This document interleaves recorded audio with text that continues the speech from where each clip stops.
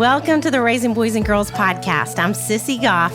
I'm David Thomas. And I'm Melissa Trevathan. And we're so glad you've set aside a few minutes to spend with us today. In each episode of this podcast, we'll share some of what we're learning in the work we do with kids and families on a daily basis at Daystar Counseling in Nashville, Tennessee. Our goal is to help you care for the kids in your life with a little more understanding, a little more practical help, and a whole lot of hope. So pull up a chair and join us on this journey from our little yellow house to yours. The Raising Boys and Girls podcast is brought to you in partnership with Minnow. Minnow provides meaningful screen time and shared experiences for families to help you grow in your faith together. Check them out at podcast.gominnow.com. That's podcast.gominno.com.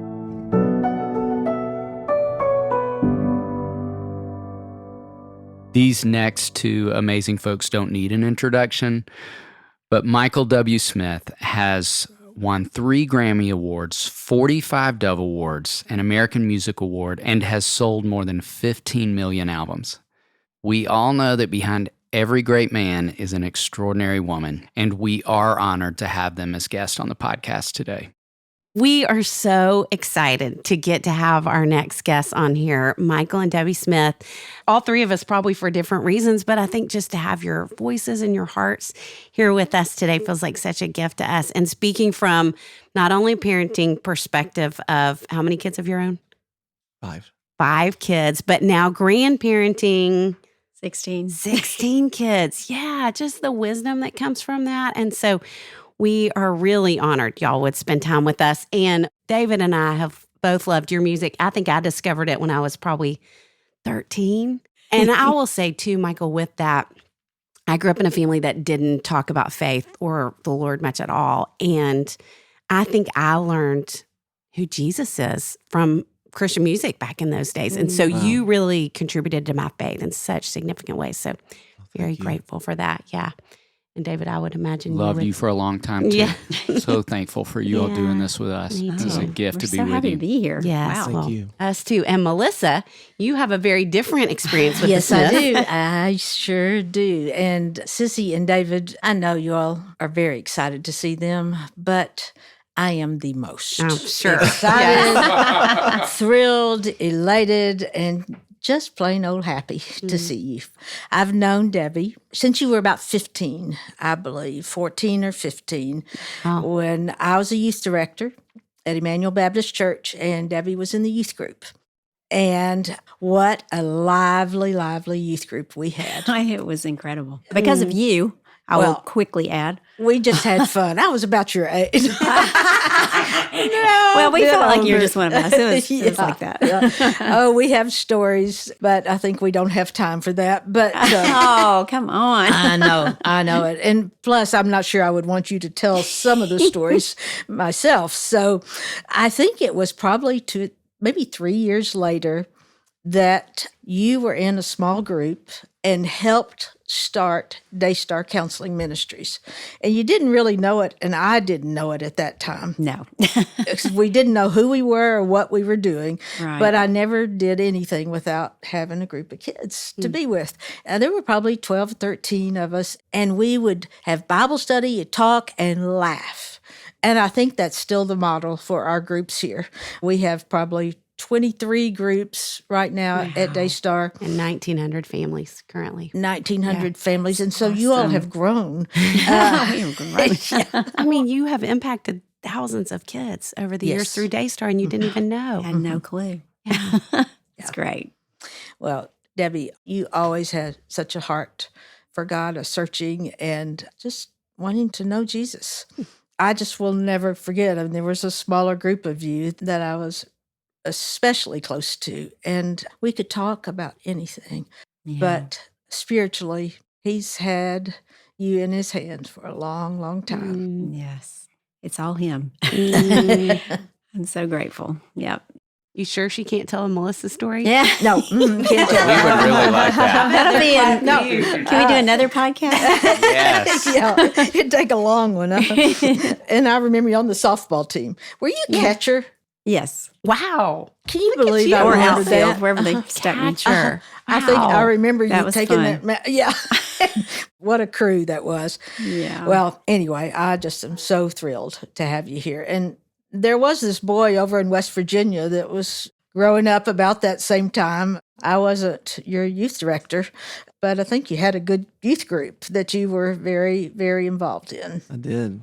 Very vibrant, and especially our music program was really vibrant. And I knew music was going to be a part of the fabric of my life. I just didn't know how I was going to get there and what to do and where to go. And found myself in a beat up Chevrolet in 1978 driving to Nashville, Tennessee. Wow. 1978. Yeah, April of 78. Yeah.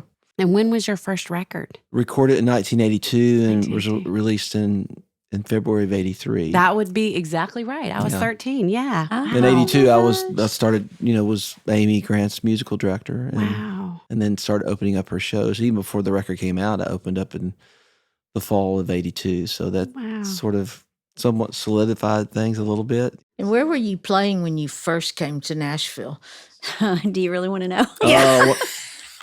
What was I doing? Well, I was a little bit I was a mess. I was, Welcome to Daystar. yeah. That's what like we we're are. all a mess on some That's level. right. Yes. But the grace of God, I've written books about it. You can read about all the gory details, but the great news, I'm still alive. Well, he was playing like after-hour clubs. Yeah, and just Commodore Lounge. Near drug overdose. 4 years of just being a prodigal, and I even look back on it and think it's still surreal to me because I was such a Jesus follower and radically changed by the love of God, and was in Bible studies, and the Jesus movement swept through this little town of Canova, West Virginia, and I was listening to Larry Norman and Randy Stonehill and Andre Crouch and checking out. That used to get you in trouble You got in trouble playing that kind of music? because she would let us go in there and listen to those That bad in her music. office. Wow. Isn't that funny? But I got rescued in November '79. I really contribute that really to the prayers of my mom and dad. They never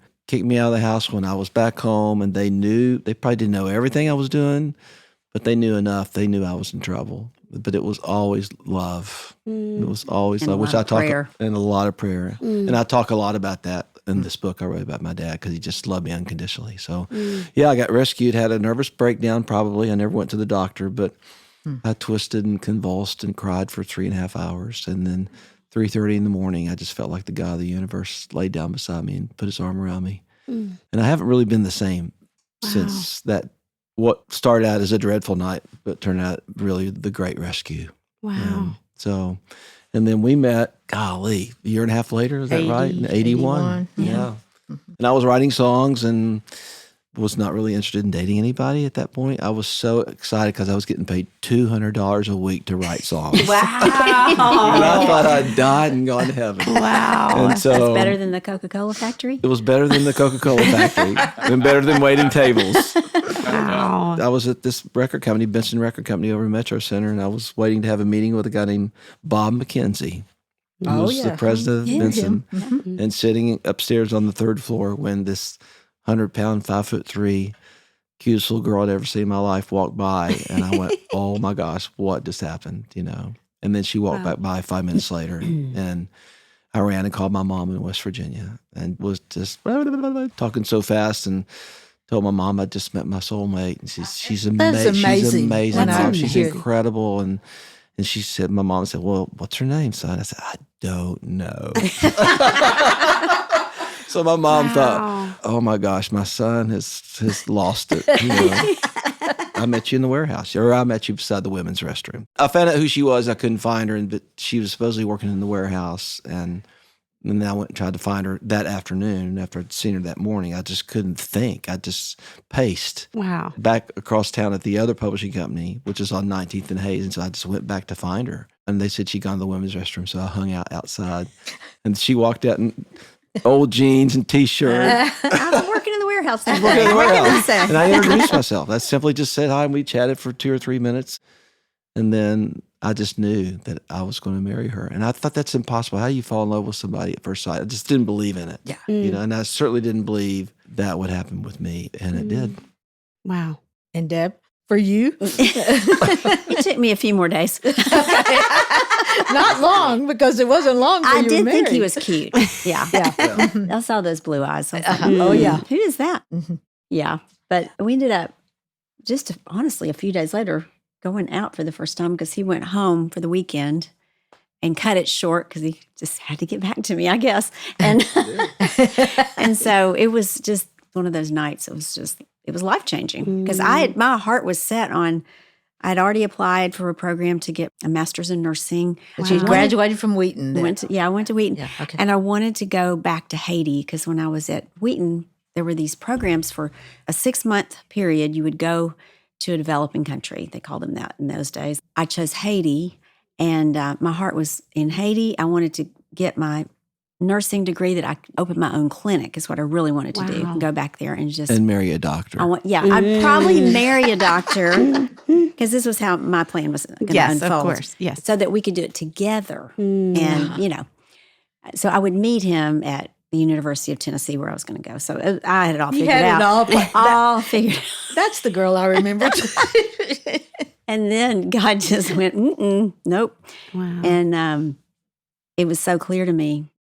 I had my moment, not the breakdown so much, thank the Lord, but it was more of just sobbing and crying like, God, are you sure? I mean, this is not what I thought we were going to do. And so, by the probably third or fourth day, I was at the second day, whatever, I don't know. She came to the studio, and then you told me later on that you cried all the way home because your plans were I just knew sort of got to change. falling apart. Yeah. And she's falling in love with a musician, So. Yeah. What was your conversation with your mom like? And probably well, grandmother. you know my too. mom. Yeah. Most gracious woman on earth. Well, when she met Michael, I think the Lord just let her know this is a good guy. And so even though we were out till 2 a.m. the first night, she was sitting there waiting when I came inside. I didn't know it was that late. And she wanted to hear everything, and she was so excited. I mean, she's always been super supportive, which most moms may not be that way, but she just knew. Yeah. And when I met your mom, I thought, oh my gosh, this is a terrific. You just know, she just has this sort of presence about her. And I'm thinking, gosh, if Debbie is anything like, you know what I'm saying? You just kind of thought it's a sweet family. So I automatically had a really good feeling about it. And your grandparents and your Davey grandmother, and Kate. knew the best, yes. And we got engaged 3.5 weeks later. Wow. And married 4 months later. Wow. Which is something I don't recommend when I talk to young people. Yeah. But it Put that in happened any of your books. Okay? Yeah. I remember we went to Don Finto because Don has mentored me for 38 years, and he married us. He was our pastor. Our pastor, and who was pastoring Belmont at that. And we happened to be going to the same church, didn't even know Didn't it. know it. Yeah. When we were dating. I knew Don would shut it down. We went and talked to him going, Don, we want to get married, but we've only known each other for 4 or 5 weeks, whatever. And we told him our story. He goes, it's great. Let's do it. It's like he was just so affirmative. So excited. Wow. And maybe he saw something. Yeah. We went to him for counseling, and he was great. He was amazing. He just made us go through all the issues together, which was really a good thing since we were pushing it so fast. He's amazing. Especially. And I'm still walking with Don after all these. 90 years old. He doesn't act like it. He's still sharp as ever. I went to Israel with him a couple years ago, and he was outrunning everyone. Yeah. I had to rest. Yeah, pretty amazing. Yeah, he's amazing. He is. And after you married, your first album came because Deb, you wrote the lyrics. She wrote all the songs. With all me. the We did it together. Yeah, Wow. and the friends are friends forever. Was there? Yeah, that was one of the big first one. songs we Yeah, wrote. Was but so Friends. many Wow. on there, and that was huge. And you know what? The crazy thing is that I really didn't even know she was a writer. So we got married, and you had a box out of stuff from Wheaton, and I saw this poetry, these things that she'd written, going, "Gosh, Deb, this is great. We should maybe write something together." I mean, like, I'm writing music. This is beautiful poetry. I mean, I think that's kind of how it came up. And then was Friends the first thing we wrote? I can't remember. Probably not. But I had all these crazy melodies, and so I just kept feeding her these songs, and then she started writing the lyrics to these melodies, and that's how the Michael W. Smith project came about. Wow. Yeah. But Friends is the crazy story because Friends was, and I'll make this really quick because I know we got a lot to talk about, but we had a really good friend, Bill Jackson, who was moving away to Alabama, I believe, to take part in the ministry, and he was in a Bible study, and so he was leaving town, and we were all sad. It was a Sunday afternoon, It's going to be his last Sunday night. And Deb walks out to the yard, and I'm out there with the dog in the garden, and she says, we should do something special for Bill. It's great. Yeah, we'll buy him a gift. She said, what if we wrote him a song? Oh, that's a great idea. And she said, well, what if we wrote it today? And I'm going, Wow. Are you kidding? Like, that ain't going to happen, And I just kind of blew it off. Well, Just she a little walks back step in the at a house, time. walks back in and walks out 30 minutes later and hands me a piece of paper. I have it framed in my studio. That paper. The exact paper. And it's the lyrics to Friends. I Wow. walked into our little upright piano, and I wrote the music in 3.5 minutes. I just sat and just Wow. wrote it, and I'm going, oh my gosh. So we sang it for Bill that night, and everybody cried. I'm sure. And then And I still woke- are. And then we thought, well, that was nice for that. We didn't know it'd be for and then I anything woke up else. the next day and went, I like this song a lot. Kind of have one of these kind of things going, you know what? I think there's something here. Then my goal at that point was to play it for Amy. At that time, I was trying to find some songs that maybe I could get a record deal. Nobody gave me a record deal, and the managers ended up starting a record company. But I remember vividly riding down the elevator with Mike Blanton, excited about this song called Friends, and I think Amy would be great to cut it. And I remember Mike Blanton said to me, he said, you know what? Amy doesn't need to cut this song. You need to cut this song. And little did I know that I'd be singing it for the rest of my entire life. Yes. But it was all Debbie's idea. But those are great memories. And the moral of the story is we're so glad you were standing outside the women's bathroom in the warehouse. So was I. Yes. Look what came from it. Oh, gosh. And that we would get to sit and hear that story, and you all would share more stories with us.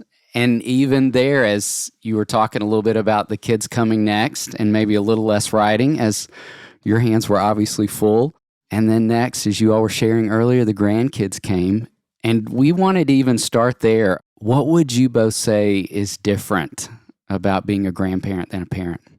Oh, well, you've heard probably all the cliches of it's great because you just get to have fun and hand them back Yes. and you don't have to do all the dirty work. Yes. But, I think we end up diving in because we just love them so much and love being with them.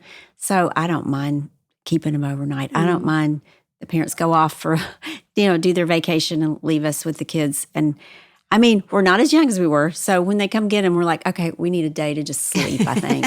But I think that my children and their spouses trust us enough to do that and know that we're going to continue what they're trying to do in teaching their children. It just gives us such a great feeling because we're all just one big happy family. And I mean, that's a blessing. I know it is because I have friends they can't even see their grandkids. I can't imagine. That would be so heartbreaking. It's just a privilege to be part of their lives. And we try to make it fun. Have to have a few rules every once in a while. Try not to have It's too pretty many. fun at our house. We're all really close. I mean, the siblings are all really close. It's a blessing. It really is. It And is. I kind of stand back and I'm amused. I always look at Deb and go, can you believe we did that 5 times? That we actually survived it. Because I'm watching our kids just trying to maneuver, and it's hard. And all your kids are not angels, you know what I'm saying, at certain points of their lives. And so you've just got to navigate. But us watching them navigate, we can't jump in. And I mean, we're there for support. We're there for whatever wisdom we can. But we did that 5 times. Can you believe we did it? And we survived, and we're still alive, So I love that. it's just interesting, Yeah. full circle. And Yes. but gosh, we love them, and our kids have turned out so amazing. They're just really incredible human beings. We're a little proud, and then we have to keep that in perspective because we know it's just a God thing. It's just God's just He just smiled on us, and you know what? We had a few that the girls went through a tough time. I mean, just hiding out in their bedroom, and it was hard all for of them did me one time or another. as a dad, and because I was always close to the girls, and then they hibernate. They don't, and then Tyler struggled with a little bit. It was just there was so times going, whoo, God, we need you.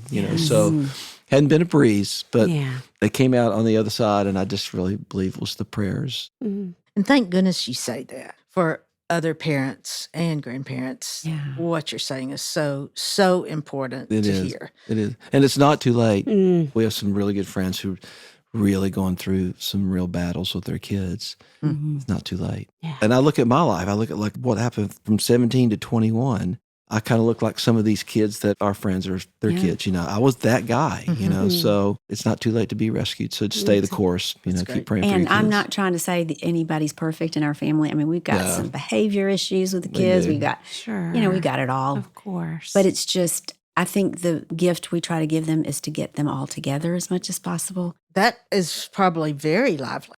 16. That's one of Deb's most important things she does. I'm going, you want to get it together again? Especially the family vacations. Gathering. It's all about the gathering. And, when they come over, it's Really? like it's the beautiful chaos. It's insane, but it's beautiful. Yeah. But you love that, Deb. I think because they are going to have each other the rest of their lives. We'll be out of here, Lord willing, unless he just comes and gets us all. Wouldn't that be amazing? Yes. In our lifetime, I would love that. But if not, they're building those relationships now. I just pray they can be there for each other down the road as they each, start their own families. And there's just something beautiful about God putting a family together. He's very intentional. Yes. There's no accidents. And so there's a reason, these two don't get along very well. Let's see how that can, how can we help that? How can we help them see that they are each other's allies, that kind of thing.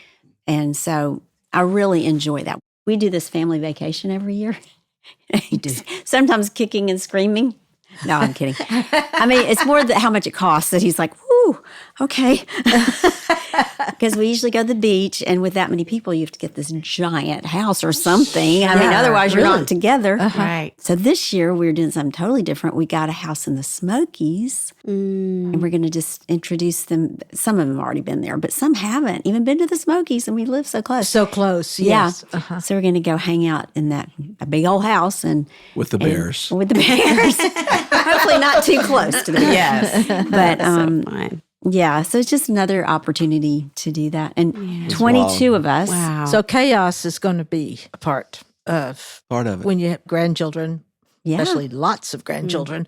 But what do you know now that you wish you had known in your early part of parenting? I think I just wish I knew back then that it really is not about me, sort of pride thing. And because that kind of affects everything you do in life. As Martin Smith says, everybody wants to be the man or everybody wants to be the woman. And that's the carnal nature of sort of, and like I'm getting to this place, one of my greatest goals in life is that I'll never, ever be offended by anyone ever again. And how totally freeing that would be, just going, you don't really care. People could review my record and say it's awful, and I'll just go, that's great, that's his opinion. I would never be offended by it. I think if I would have just kind of sort of gotten maybe matured up, maybe just earlier than I did, it might have maybe affected the way I parented or being great. I don't know. That's just the first thing that comes to my mind is just sort of just going, I don't want to be the man. I want to be a servant, and I wish I'd have learned that earlier in life. So, Yeah. Yeah, I can think one of the biggest lessons almost any parent learns almost immediately is you cannot be selfish and be a parent or a grandparent. You may have your life all figured out, then a little crying baby comes into it. Suddenly it's not like it was. And you have to be okay with that. And you have to embrace it and actually enjoy it, or you're going to have a hard time. And I remember when we transitioned from parenting, everybody left. Then we started having grandchildren. That was sad too. Oh, yeah. Was it? Ugh, Yeah, I didn't like yeah. that. I just remember one time I was just in, with the Lord one morning, I guess it was, and I tried to get up and just spend time in the Word and pray every morning. And I remember clearly hearing from Him, be ready to be inconvenienced. And it was like a real assignment for the next season. Wow. I think we already had some grandkids, but it was not just about them. It was about whatever came my way that I needed to drop everything for. A lot of that is family, but I just thought, my life doesn't really belong to me anyway. Once Jesus said, it's me now, it's kind of that great exchange of your own selfish ways for His amazing, wonderful life He has for you. But it doesn't mean you're going to satisfy all those desires maybe at the moment you want to. So not that I've learned it perfectly, but it helped me just to see that those little interruptions or whatever comes my way is actually a good thing. And it's growing me, but it's also a chance for ministry, just a chance to be there for somebody. And oftentimes it's a grandchild. And so anyway, that was a good lesson. I've learned that from her. to be better at it, just to go, you know what, life's hard. We're just going to stay positive. We're going to just blaze through it. And You think God really put you all together? yes, I do. Yes, I do. Oh, I just all the time I'm going, I would be toast. I would be history if it hadn't been for this woman. I don't know how it would have. Same here. Well, but I think of all the yeah. calling of God in my life and all around the world, and just the things that I've been called to do, and I just don't think I would have been able to have done it if it hadn't been for her support. And then she's a praying woman, just this mighty woman of God. It just undergirds me, and so. Wow. Yeah, it's monumental, I think. And I think that's part of the reason why I pushed together. But you know what? I love that I feel like I'm so inadequate and weak, and where I'm weak, she's strong, and maybe where she's maybe weak, I've got some strengths that you just complement each other. I mean, that's the beauty of a marriage. You kind of figure that out as you go, and we're still figuring it out. Aren't we? But you know what? I can say this, just you might not agree, but I've never been happier. Wow. I feel like we're on our second and third honeymoon a little bit. We're just really loving life. We're loving being with the grandkids and loving being with family, but we love just hanging out and being together, just us. Fun. That's so wonderful. Yeah, and laughing and just, we still laugh. We were laughing all the way over here. We just started laughing at something. Forgot what it was. How You didn't important. tell me you had the questions. Oh. Is that what we were laughing about? Yeah. See, she can laugh about things like that.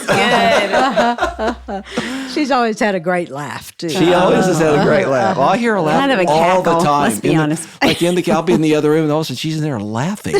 Probably because I'm looking at some little video of my She's looking at the video of the grandkids. grandkids, but she's always just, I love that about her. So I remember that. Sissy, Melissa, and I love to link arms with other like-minded friends who are working to strengthen families. That's why we are so thrilled to be partnering with Minnow to bring you the Raising Boys and Girls podcast. Minnow is a streaming service designed just for kids, but it's so much more than that. Minnow not only provides meaningful screen time, but also shared experiences through devotionals and discussion guides for families to help you grow in life and faith together. Check them out at podcast.gominnow.com. That's podcast.gominno.com. As y'all think about the journey and the kids at different times in life, would you say you had favorite ages or stages for them, or even favorite memories kind of out of one of those? Oh, wow. it's a tough one. That is a tough one because my immediate thought is, ooh, those teen years were a little challenging. Yeah. But even in those years, there were just so many good things that were enjoyable. And just to see that your child grow, especially past, everybody knows the terrible 2s and 3s. Ours were more 3, I think, the tantrums and all. You think, if I can just get through this. And then, or if they can just start sleeping through the night, or if they can just start whatever. There's always something new to be challenged by the next stage. But then there's also something wonderful about those ages. And so it's not just all that psychological battle of, how do you raise a 14-year-old? And especially I know it's so hard right now with the social media influences. we could list all the things they're dealing with now that even our kids didn't have to deal with. Yeah. But now they're dealing it with their kids. It. But even with all that, I did want to say at some point, what kept us sane and spiritually sane, I would say mostly, is this prayer group that we've been in since our kids were we were still having kids when we started this prayer group with some friends from church.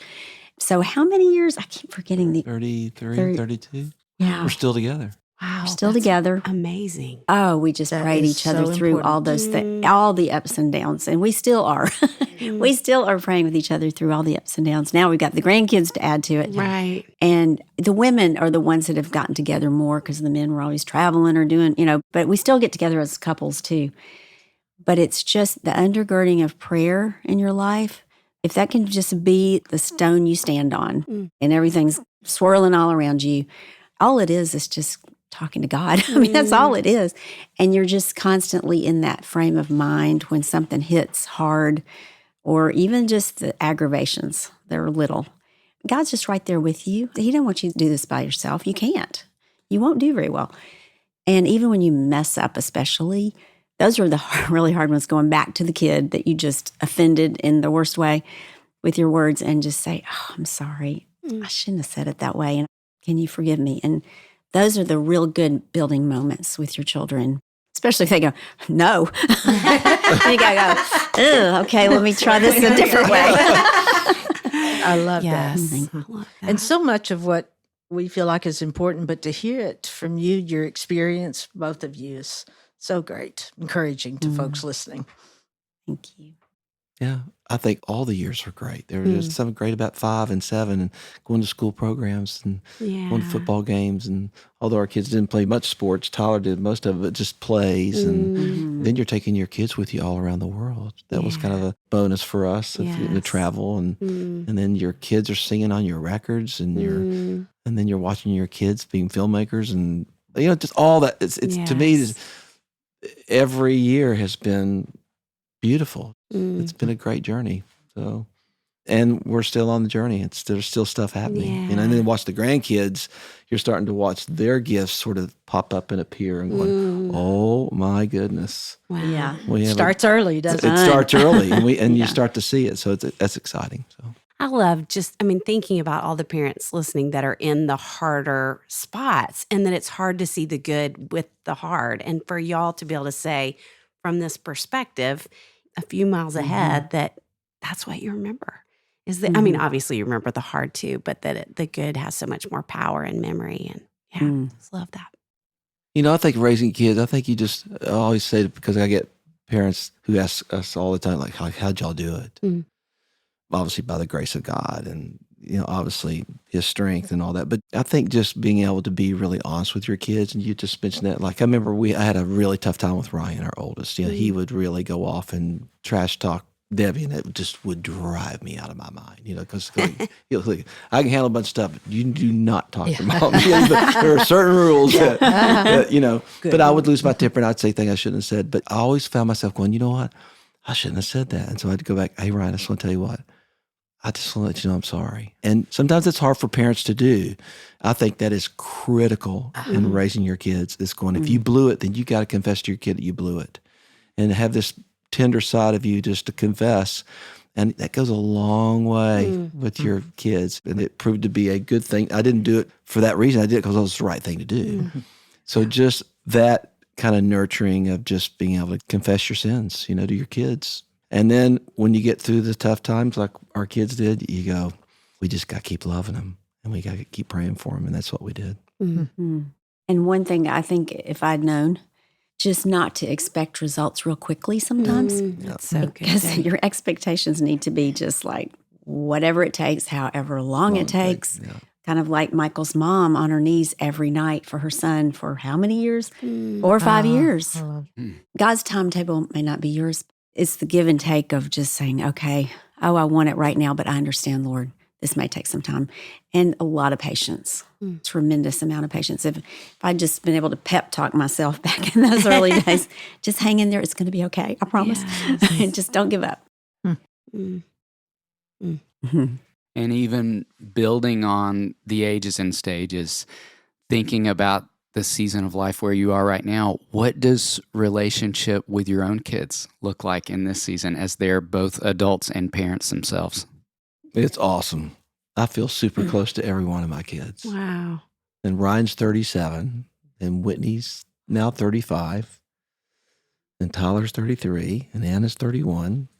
Emily's 29, right? 28 or almost. And it's just crazy because back in the day, you don't foresee what that kind of looks like.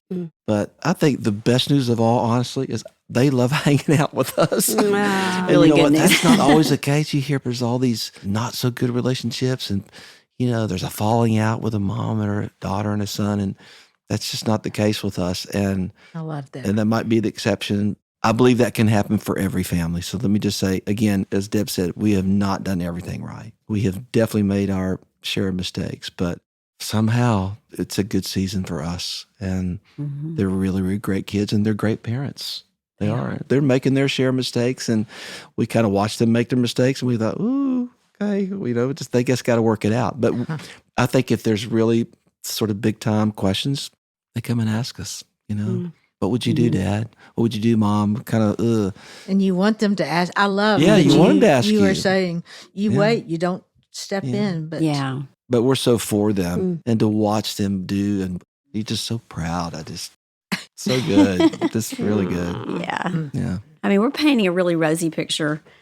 It's not that easy It's all the no, time. it's It's not. just that But getting together, I think it's just worth the hassle and the some aren't getting along well. Even the adults. I mean, there are times, and I think it's just your role as a mom, dad of adults and their spouses, and then grandparents can be just a real encouraging role. Don't be critical. Don't be judgmental. Just love and encourage and make opportunity for just even conversation. You know, that's why a family vacation is so great. You've got all this time. People end up sitting down talking to each other and maybe working out a few things that they need to work out. Just providing that opportunity is something I really love doing. We have a text thread Yeah. that's called Yeah. Prayer Warriors, which I wish I could own up to that because I feel like I could be better at being a real prayer warrior. But the text thread is Prayer Warrior. It's just our kids. And It's their our kids. So spouses. it's 11 of us.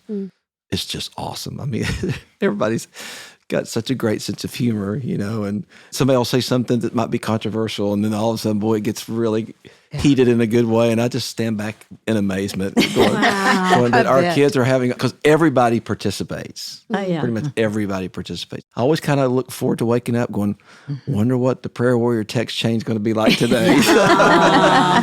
And it's good. It's really good. Yeah.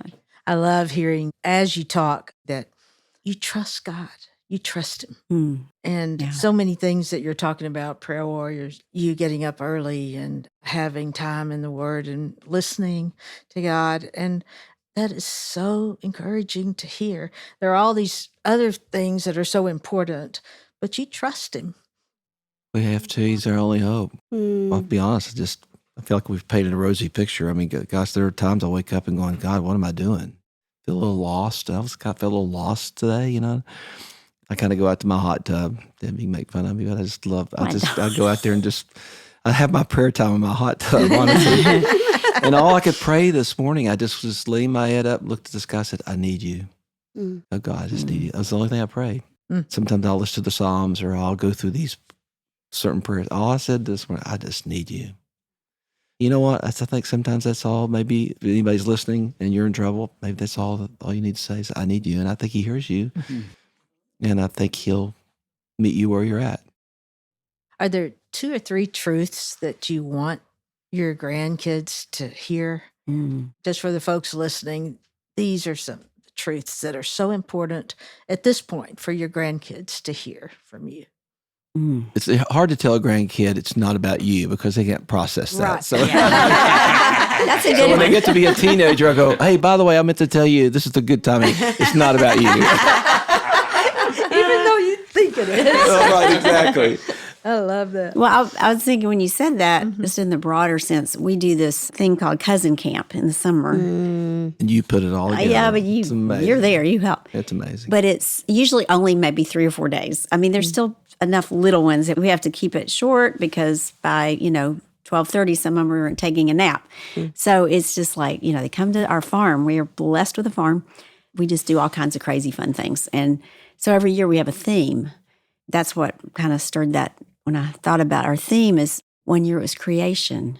We just looked at all the cool things God's created and did fun little crafts and, read the scripture about it and the days of creation, making that kind of craft. And 1 year it was about the attributes of God, like some of them. There's so many. So we picked out some. Last year we did the 10 Commandments because I feel like that's what's disappearing in our culture. It used to be that everybody knew them, even if they weren't believers. That just they're on the courthouse walls. They're all over the place. So I just want them to know those in their hearts. We challenged them to memorize them. And they did. And they did. Wow. And Moses showed up. I got pictures to prove it. With the 10 Blackmail Commandments. material. Yeah, the wig and the beard. Wow. They call me G Daddy. That's my That's name. what they call So I walk in as Moses. I got the 10 Commandments. They go, G Daddy.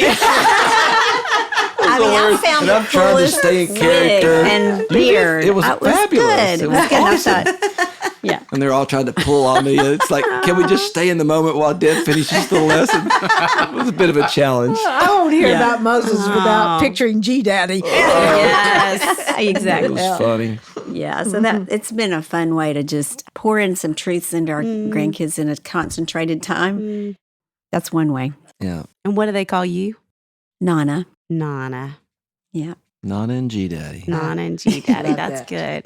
All So- the good names were gone by the time I was a grandmother. Aw. We had Nanny, Nana, Marmy, Mimi. I was Oh, like, I don't want to be Granny. I got to come up with something. I love that. Nana's a good one. Nana, it's Italian. I don't know. So if we were going to flip it around and say, what are they teaching you lately? What would Oh. you say your grandkids are teaching Probably you? a lot more than we're teaching them. Yeah, the first thing that comes to my mind is that, I kind of feel like a kid anyway. Even at my age, I really feel young. And I'm probably, of all the adults, I'm probably might be well, maybe not. I thought I was the craziest one, I don't think so. Maybe Jack's the craziest one now. So just being young and just don't forget, just watching them, especially the boys. I just have deja vu. I'm going, oh my gosh, I remember I used to do that. And then doing things with them that I did as a kid, like playing baseball or working with Smith on his baseball skills, and because I was a big baseball player. But just don't get old. That's good. mentally. Yeah. Mentally, don't get, and Right. just stay vibrant. I want to be like my grandkids a little bit, So I think it can pull the youthfulness out of you a little bit, So what else have I learned from them? I'm learning to be patient. They've taught me to be patient because I'll lose my patience with them sometimes, especially when they're not nice to each other. Or if they, like I have one that sometimes doesn't say hi to me, and I get upset, but I can't get upset. But I'm learning to be patient because I have no idea what dynamics or what's going on in their head or whatever, So I think that might be the biggest thing is they're teaching me to be patient with them. And it's one thing with one or two grandkids, but when you have 16, Oh, yeah. it's like there's a lot of dynamics and so there's a lot of arrows, there's a lot of stuff going on, so. But I would say the patience thing probably is, and that's been good for me though. Yeah. Well, and also I know almost any parent experiences this anyway, but just seeing the world through young eyes like that, just, the little toddlers just picking up bugs or just, they're just so fascinated by the world. I want to be fascinated by the world. I don't want to lose that. Yeah. And, and just the discovery of things. I And, love that. yeah. They do a lot of that. Yeah. Oh, yeah. I bet especially at the farm. Yeah. It's really fun out there. Yeah. That's great that you create a relaxed atmosphere where they're free to discover and you're not just telling them what to see, but letting them. And Yeah. Yeah. all And you are so don't have to great at worry. that. You don't need to worry so much about keeping your house very clean. It's just not going to happen. One day, And that's where I've learned patience. Good. The house gets trashed when they come over. Yes. And it's okay. Yes. And you never know what kind of bug's going to end up on your countertop or something like that too. But, something where bring there's in bats all around in the yard and there's nobody cleaned Baseball up. bats. Baseball bats. And I was And I'm picturing going, you know what? that. Yeah, bats. No, baseball bats. But it's okay. It's okay. And you can help them learn to pick up things. Yes. That's good too. That's good too. Yeah. Yeah. We have one more question, then you all can finish out our time. And we're going to move from the substantive to something silly. When we get a chance, the three of us, to travel and speak to parents, we love to try to find some good food, and tacos in particular. So we'd love to know your favorite kind of taco. Oh, well, it's like a plug for Mojo's. There you go. We love Go Mojo. right Have ahead. y'all had Mojo's? No. Oh, right in Franklin, right in the factory. So good. Really? I love their fried cauliflower taco. It's the best thing. I love it. It's pretty amazing. Yeah. But Yeah. what's your favorite there? Well, Or I somewhere? would go for the cauliflower thing. I usually try to stay healthy, so I usually try to do a fajita. All the tacos are great because it's what they use and the sauce and Yeah, the spicy stuff. It's just the flavor is the magic of Mojo's. So any taco you get is pretty incredible. You just have to choose if you're going to be healthy or if you're just going to say, you know what? There's fried freedom stuff. in Christ. We're gonna have the fried avocado taco today. That's good. But Mojo's is a must if you haven't had it. Yeah. And it's amazing because they're huge. They're not tiny tacos. They're fairly big tacos. So they're very filling, but they're really, really good. So there you go. We like to go to Mojo's with the two of you. Keep this conversation going. I think that would be That'd be a great. dream. You are invited. Let's make that happen. Love it. Yes. Just I'm so excited for parents to hear this conversation and Yes, thinking me parents too. that are listening, you might have to go to your parents' house to teach them how to listen to a podcast if they're not quite as vibrant and relatable as Debbie Michael. But I hope grandparents listen too, because I think the sense of prayer, the sense of wonder, pressing in with them, enjoying them. There are just so many good truths that y'all have shared. Just so grateful for your words and your time. Thank you. Well, thank you. Wow. Thanks for having us. We're still on the learning curve. We Definitely. haven't completely figured it out, but I think God continues to give us grace to maneuver through every day. Well, as you said, it's not too late. No. One of my favorite quotes, Michael, that you said is, I don't see retirement anywhere in the Bible. I love that. I have said that, haven't I? He's living it. You're living it. And I think what an encouragement for grandparents to hear and see, feel the energy that's there that grandkids can bring. So, I love that. Yeah. I think God can use grandparents till the day you die. Even up till, you look at what Don Finto's doing. He's 90 years old. Don didn't retire. You know, he's not preaching from the pulpit every Sunday. I might not be running and gunning on stage at 85, but I think there's always a call on us as believers to do something for the kingdom. And maybe that's sitting on your couch. You can do something for the kingdom. Yeah. Be involved in some sort of ministry like Daystar or whatever it is, you know. But my prayer is that before I'm out of here is that I'll use up every bit of energy that I have. I want to expend everything that I got before I'm out of here, you know. So I might not perform as long, but although I think I am going to perform for a long time. But I'm a writer, and I just still love writing songs. But as long as God gives me strength, and Debbie as well, creatively, we believe our best days are ahead, honestly. I love that. The Raising Boys and Girls podcast is brought to you in partnership with Minnow. Minnow helps you make screen time meaningful for your family with shows kids love and values parents trust. Check them out at podcast.gominnow.com. That's podcast.gominno.com. It's our joy to bring the experience and insight we gain through our work beyond the walls of the Daystar House. Join us next time for more help and hope as you continue your journey of raising boys and girls.